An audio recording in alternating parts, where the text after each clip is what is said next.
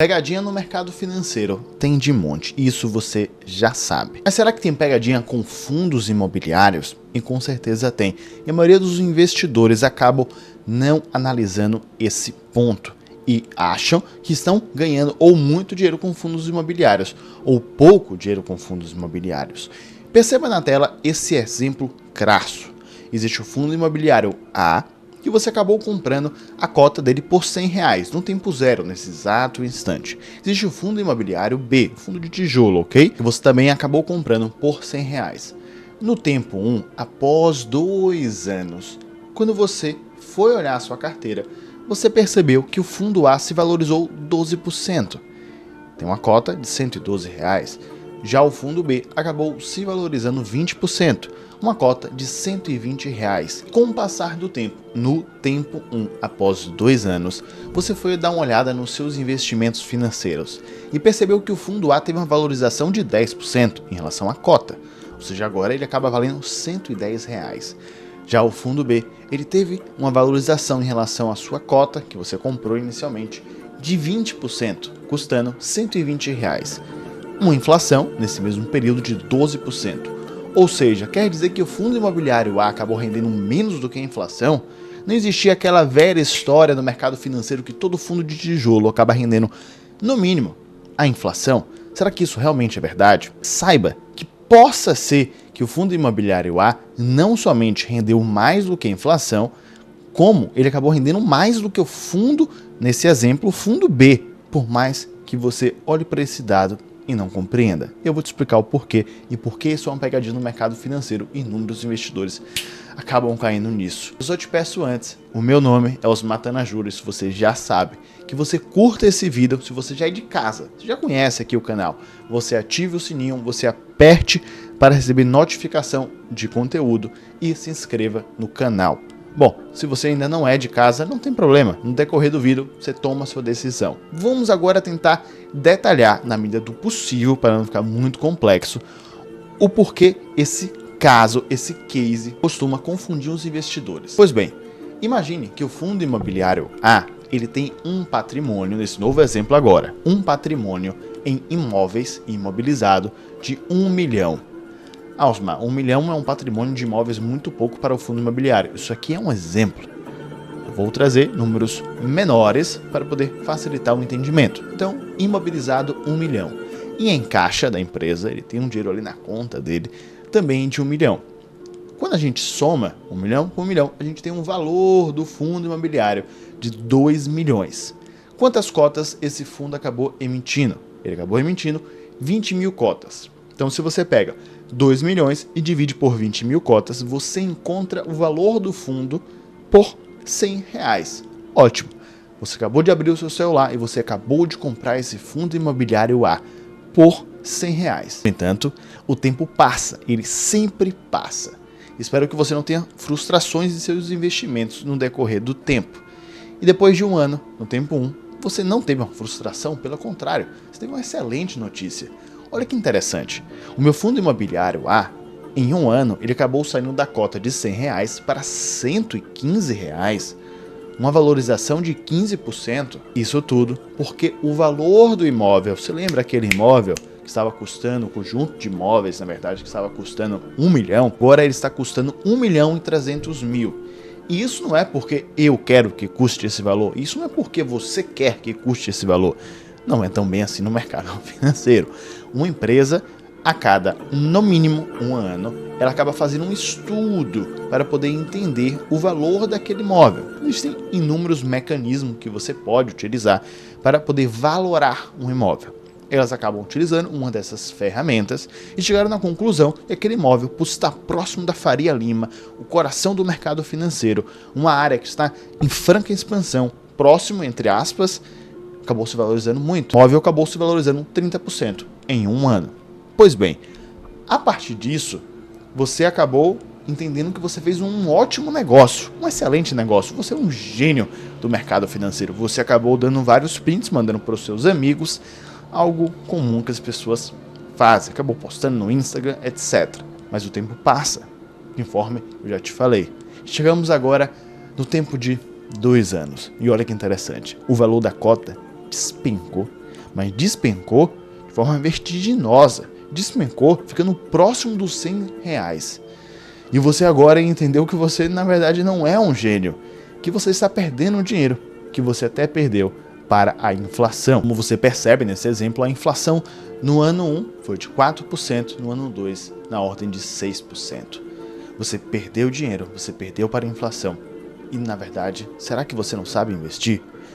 Calma, que não é tão bem isso. Estamos falando agora de um fundo imobiliário de tijolo. Se é um fundo imobiliário de tijolo, por conseguinte, ele terá em seu portfólio imóveis. Só que esses imóveis, você tem que se lembrar uma coisa muito importante. Esses imóveis, eles podem ser vendidos. Se recorda disso? Um imóvel, não necessariamente, ele ficará somente alugado no decorrer do tempo ou não alugado, ou seja, tem uma vacância. Ninguém alugou aquele imóvel, está lá parado e via de regra ficará por isso mesmo até ter um novo locatário. Não é tão bem assim. Você pode resolver vender aquele imóvel por alguma estratégia de diversificação, por alguma estratégia de você estar entendendo que depois de 2, 3 anos, isso é o gestor, né? Ele acabou entendendo que aquela região vai acabar se desvalorizando por N motivos e ele acabou optando por vender. Imagine que ele acabou comprando aquele imóvel por 1 milhão. Como esse imóvel teve uma valorização de 300 mil, ele teve um lucro de 300 mil. Ele tem em caixa 1 milhão e 300 mil, além do 1 milhão que ele já tinha. Só que ele teve de lucro da venda do imóvel, 300 mil reais. Esses 300 mil reais, o gestor não pode pegar e embolsar esse valor. Não pode. Ele tem que distribuir, no mínimo, 95%. Isso não é a mesma coisa que os dividendos que você recebe mensalmente. São, sim, na verdade, dividendos extraordinários. Quando existe uma venda de um imóvel, você acaba recebendo dividendos extraordinários pela venda, pelo lucro da venda do imóvel. Se você acaba recebendo dividendos, é como se fosse que você está recebendo o lucro, mas não na valorização da cota, mas sim em caixa, em dinheiro para você mesmo. O gestor acabou distribuindo 285 mil para os cotistas. Quando você pega 285 mil, divide por 20 mil cotas, você acha que aproximadamente eles receberam uns 15, uns 14 reais por cota. Então, se você teve uma cota, você recebeu 14 reais, mas se você tinha várias cotas, você recebeu aquela valorização, aquele lucro em sua conta, como dividendos extraordinários. Consequentemente, quando você olha para a empresa, agora você percebe o quê? Em relação a imóveis, 0. Em relação a caixa, ele já tinha 1 milhão, mais 1 milhão e 300 mil que acabou entrando no caixa, 2 milhões e 300 mil, só que você tem que abater os 285 mil que ele é obrigado a distribuir como dividendos, ficando então 15 mil somente, dos 300 mil de lucro. 1 milhão que já tinha, mais 1 milhão e 15 mil, 2 milhões e 15 mil. É por isso que o valor da cota daquela empresa, ela acaba diminuindo, e você achando que perdeu dinheiro. E talvez você achando que nem sequer rendeu, você teve uma rentabilidade acima da inflação. Não foi isso que aconteceu.